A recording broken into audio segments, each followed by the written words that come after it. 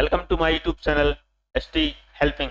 आज हम बात करते हैं मध्य प्रदेश स्वास्थ्य विभाग की स्टाफ नर्स सिलेक्शन जो भर्ती निकली है उसके बारे में। यहाँ पे आपको पीएसबी के और मध्य प्रदेश से व्यापम बोर्ड पर आ जाना है। जैसे आप देखेंगे यहाँ पे थोड़ा सा नीचे आएंगे, यहाँ पे ऑनलाइन आवेदन पत्र स्टाफ नर्स पैरामेडिकल अन्य पदों पर सामूहिक भर्ती का जो विज्ञापन है वो जारी कर दिया गया है। तो चलिए इसके बारे में अपन देख लेते हैं।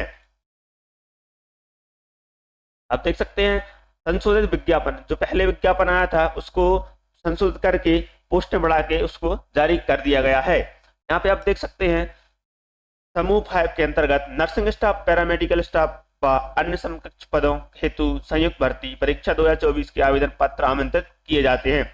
यहाँ पे आवेदन पत्र भरने की जो तिथि है वो आपको 30/12/2024 से 13/1/2025 तक दिया गया है। ऑनलाइन परीक्षा पद्धति पर जो ऑनलाइन इसकी परीक्षा है वो ऑनलाइन पद्धति पर की जाएगी। यहाँ पे आवेदन पत्र संशोधन करने की जो तिथि रहेगी वो 30/12 से 18/1 तक यहाँ पे तिथि रहेगी।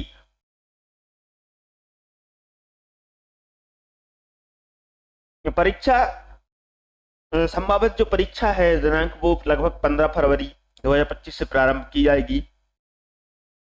परीक्षा है 2 शिफ्टों में की जाएगी।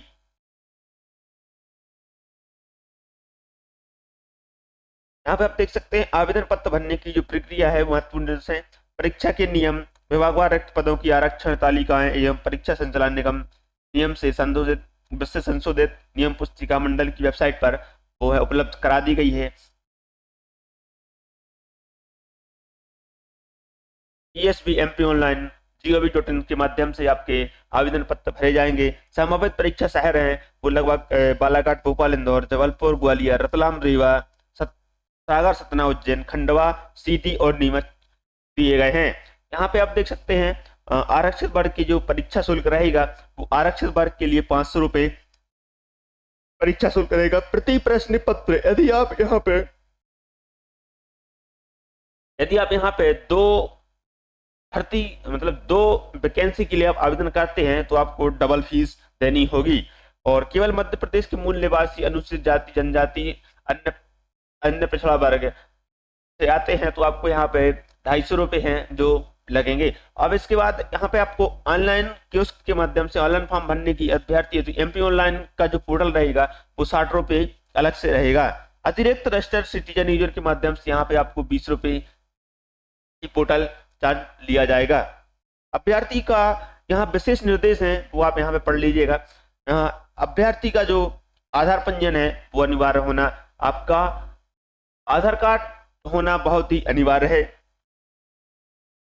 मंडल द्वारा संशोधित परीक्षाओं की मूल फोटो एक पहचान पत्र लाना अनिवार्य होता है। यहाँ पे आपको जो परीक्षा के टाइम पे है वो आपको मूल फोटो एक पहचान पत्र लाना अनिवार्य है। आधार कार्ड, पैन कार्ड या पासपोर्ट में से कोई एक चयनित कर सकते हैं।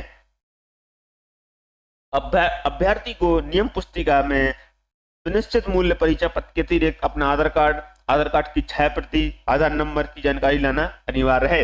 यहाँ पे आपको जो भी आप ले जाते हैं पैन कार्ड, ड्राइविंग लाइसेंस, उसके साथ आपको आधार कार्ड भी ले जाना बहुत ही अनिवार्य है। परीक्षा प्रवेश समय परीक्षा के दौरान बहुस्तरीय बायोमेट्रिक सत्यापन अनिवार्य है। और यहाँ पे आपको किसी का भी यदि बायोमेट्रिक नहीं आता है तो कृपया करके वो अपना बायोमेट्रिक सत्यापन जरूर करवा लें, क्योंकि आप जब परीक्षा देने जाएंगे तो वहां पे आपको बायोमेट्रिक करवाना अनिवार्य होता है। यदि आपका बायोमेट्रिक मैच नहीं करता है तो आप उस परीक्षा के पात्र नहीं हो सकते। परीक्षार्थियों को परीक्षा की रिपोर्टिंग समय तक केंद्र में प्रवेश की अनुमति होगी। इसके बाद विलंब के आने पर अभ्यर्थियों को प्रवेश पात्रता नहीं होगी। यहाँ पे आपको परीक्षा केंद्र पहुंचने रिपोर्टिंग टाइम के समय ही आपको परीक्षा केंद्र पहुंचना है। यदि आप लेट होते हैं तो आप परीक्षा देने से वंचित भी रह सकते हैं। तो इस बात का जरूर ध्यान रखें कि आपको समय से वहां पे पहुंच जाना है। बाकी जानकारी आप यहाँ से पढ़ सकते हैं और ले सकते हैं। यहाँ पे आप पोस्टों के बारे में जानकारी ले लेते हैं तो यहाँ पे आप देख सकते हैं staff nurse, para nursing officer, staff nurse एवं मेल नर्स के लिए यहाँ पे टोटल जो पद हैं वो 82 पद दिए गए हैं। फार्मासिस्ट ग्रेड 2 के लिए यहाँ पे 29 पद हैं जो दिए गए हैं। Laboratorian technician technician assistant, lab technician, lab attendant, technical assistant के लिए यहाँ पे आपको टोटल 634 पद हैं, वो आप यहाँ पे दिए गए हैं। रेडियोग्राफर, डार्क सम रूम असिस्टेंट रेडियोग्राफर, यहाँ पे आपको इसके लिए 127 पद दिए जाते हैं। ओटी टेक्नीशियन के लिए यहाँ पे आपको 09 पद दिए जाते हैं। ऑप्टोमेट्रिक के लिए आपको यहाँ पे 11 पद दिए जाते हैं। डेंटल के लिए यहाँ पे आपको 14 पद दिए जाते हैं।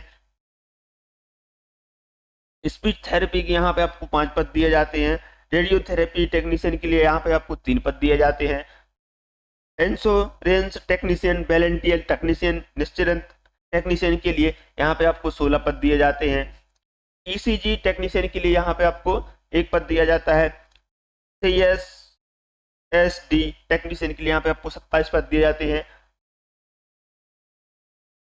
Lab attendant, distraction all attendant के लिए यहाँ पे आपको 195 पद दिए जाते हैं।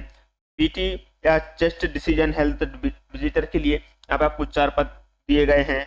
एलर्जी टेक्नीशियन के लिए यहाँ पे आपको 8 पद दिए गए हैं। ईसीजी टेक्नीशियन के लिए यहाँ पे आपको 1 पद दिया गया है। कैथ लैब टेक्नीशियन के लिए यहाँ पे आपको 6 पद दिए गए हैं। डायलिसिस टेक्नीशियन के लिए यहाँ पे आपको 14 पद दिए गए हैं। ANM महिला बहुउद्देशीय स्वास्थ्य कार्यकर्ता के यहाँ पे आपको 465 पद हैं, वो यहाँ पे नियुक्त किए गए हैं। सहायक पशु चिकित्सक क्षेत्र अधिकारी के लिए यहाँ पे 632 पद जो दिए गए हैं वो इस तरह है। यहाँ पे जो पहले वैकेंसी थी वो कम थी, यहाँ पे उसको बढ़ा के 2265 कर दिए गए हैं। और सभी अभ्यर्थी अपनी यहाँ पे योग्यता अनुसार कर सकते हैं, जिसकी जो योग्यता है वो इसमें आप अपना फॉर्म भर सकते हैं। ये आपको पूरी विज्ञप्ति है, इसमें आप पढ़ सकते हैं।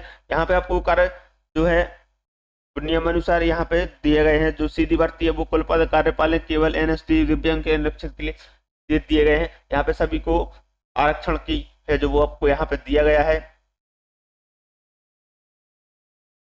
यहाँ पे आप देख सकते हैं इस परीक्षा हेतु केवल ऑनलाइन आवेदन पत्र ही प्राप्त किए जाएंगे। इसमें सिर्फ ऑनलाइन आवेदन ही प्राप्त किए जाएंगे, ना ही कि ऑफलाइन आवेदन। आवेदक को विभिन्न पदों हेतु एक ही आवेदन पत्र प्रस्तुत करना अनिवार्य है।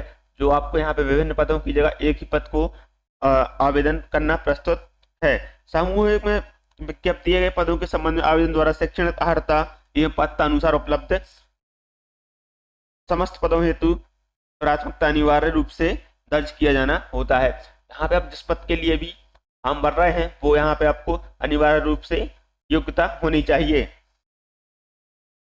ऐसी पद तालिका जिसमें कैटेगरी ऑप्शन विज्ञापित नहीं है परंतु प्रथम वर्ग या भूतपूर्व सैनिक संविदा कर्मियों पर विज्ञापित है, ऐसे विज्ञापित पदों पर पात्र अभ्यर्थी उपलब्ध न होने की स्थिति में कन्वर्जन का नियम लागू करना संभव नहीं हो सकता।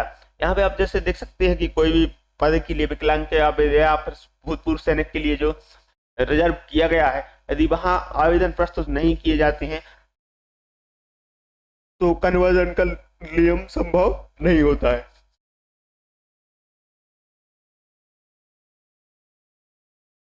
परीक्षा हाल में ले जाने वाले जो दस्तावेज है वो आपको हमने पहले ही बता दिए। यदि वीडियो अच्छा लगा हो तो चैनल को लाइक करें, सब्सक्राइब करें और ज़्यादा से ज़्यादा शेयर करें।